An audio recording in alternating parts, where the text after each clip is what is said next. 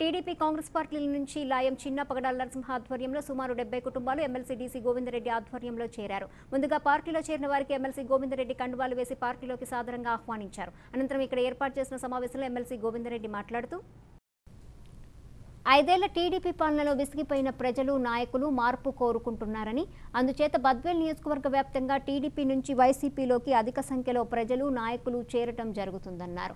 ముఖ్యంగా జగన్మోహన్ రెడ్డి ప్రవేశపెట్టనున్న నవరత్నాలకు ఆకర్షితులై పార్టీలోకి వలసలు వస్తున్నారన్నారు. బద్వేల్ మున్సిపాలిటీని తెలుగుదేశం పార్టీ నాయకులు ఏమాత్రం అభివృద్ధి చేయకుండా బస్టు పట్టించారని, వైసీపీ అధికారంలోకి వచ్చిన వెంటనే బద్వేల్ మున్సిపాలిటీని అన్ని విధాలా అభివృద్ధి చేస్తామని ప్రజలకు హామీ ఇచ్చారు. పార్టీలో చేరిన వారు పార్టీ కోసం కష్టపడి ఈ నెల 11వ తేదీ సార్వత్రిక ఎన్నికల్లో ఎమ్మెల్యే అభ్యర్థి, ఎంపీ అభ్యర్థిని అఖండ మెజార్టీతో గెలిపించుకోవాలని పిలుపునిచ్చారు. ఈ కార్యక్రమంలో వైఎస్ఆర్ కాంగ్రెస్ పార్టీ నాయకులు సింగసాని గురుమోహన్, సుందర్రామిరెడ్డి, రాగిమాను ప్రతాప్ కుమార్, లాయన్ చిన్న, పగడాల నరసింహ, సత్యం, భాస్కర్, మహబూబ్ భాషా, వెంకట సుబ్బయ్య, నాగరాజు, వెంకటేష్, చంటి, శ్రీనివాసులు, మహబూబ్ భాషా తదితరులు పాల్గొన్నారు.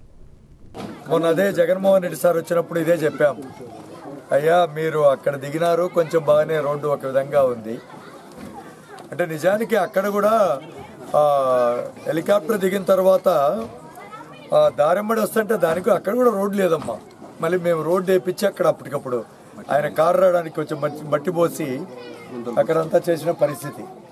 అంటే మన బద్వేలు మున్సిపాలిటీ ఆ విధంగా తయారైంది. పోయినసారి కొంతమంది కోపంతోనో లేకపోతే లేదు ఈ కాంగ్రెస్లో మేమున్నప్పుడు బాగా చేయలేదనో తెలుగుదేశానికి ఓట్లు వేశారు, మున్సిపాలిటీని తెచ్చుకున్నారు కూడా.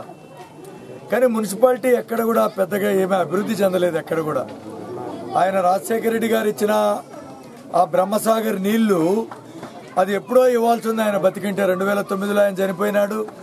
అదేదో 2018 చివరికి ఏదో మళ్ళీ అదేదో సాగుతూ వచ్చింది. రోడ్లు ముఖ్యంగా డ్రైనేజ్ అయితే ఓపెన్ డ్రైనేజీ, ఎక్కడ నీళ్లు పోసినా అవన్నీ ఓవర్ఫ్లో కూడము, లేకంటే దుర్గంధంతో అసలు వాసనతో అదంతా కూడా ఈగలు, దోమలు, పందులు ఇలాంటి విషయాలు. కాబట్టి ఒకటే అడిగినాం, మేము ఎక్కువ కూడా అడగలేం లేదు. నిజానికి ఒక 9 కార్యక్రమాలు రాసుకొని పోయినాం ఆయన దగ్గరికి. ఏంటన్నా చాలా పెద్ద లిస్టు రాసేవే అన్నారు ఆయన కారులో కూర్చున్నప్పుడు. మనం ఏదైనా చెప్పింది చేయాలన్నా చేసింది చెప్పాలి అంటే 3 విషయాలు చెప్పాము అతి ముఖ్యంగా.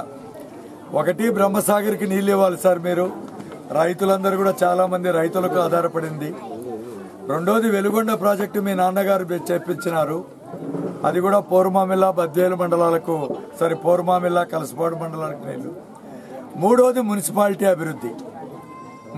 అభివృద్ధి మీ నాన్నగారు 150 కోట్లు ఇస్తా అన్నారు.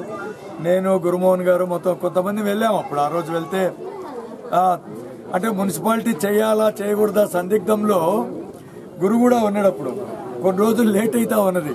చెప్పినాడు, మీరంతా మంచిగా చేసుకోండి, 150 కోట్లు డబ్బిద్దాం. అంటే మున్సిపాలిటీ చేస్తే మరింత ఇబ్బంది పడతామేమో అందరం అనే ఉద్దేశం ఉండే కొంతమందికి. తీసుకొచ్చినాం. మళ్ళీ మున్సిపాలిటీ కూడా దాదాపు 13 సంవత్సరాలు అవుతా ఉంది. సో ఈ పరిస్థితిలో ఆయన ఒకటే చెప్పినాడు, మన మున్సిపాలిటీని నేను మీ నాన్నగారు 150 ఇచ్చినారు కాబట్టి సార్ దాని కింద వడ్డీ కింద అయినా ఇంకొక 150 అయ్యిద్ది. ఇప్పుడు అంటే రేట్లు పెరిగినాయన్నీ కాబట్టి ఒక 300 కోట్లు అంటే ఆయన నవ్వి అన్నా 200, 300 అనొద్దులే, మనం ముఖ్యమంత్రి అయితే చాలా పెద్ద ఎత్తున చేసుకుందాం, నువ్వు ఈ డబ్బు అందు కూడా ఇంతని ఎందుకు, అది బాగా చేద్దాం మనం నేను చెప్పిన. ఆయన చాలా సంతోషపడ్డాం. కాబట్టి మాకు ఒక ధైర్యం ఉంది, ఈ ప్రాంతాన్ని మనం అభివృద్ధి చేసుకోవాలి, మున్సిపాలిటీని మనము ఈ 3 పనులు ముఖ్యంగా చేయాలనేది. ఎట్లా జగన్మోహన్ రెడ్డి గారు నవరత్నాల కింద అనేక కార్యక్రమాలు ఇస్తున్నారు. బీద బడుగు బలహీన వర్గాలకు చాలా మేలు జరుగుతుంది దానివల్ల.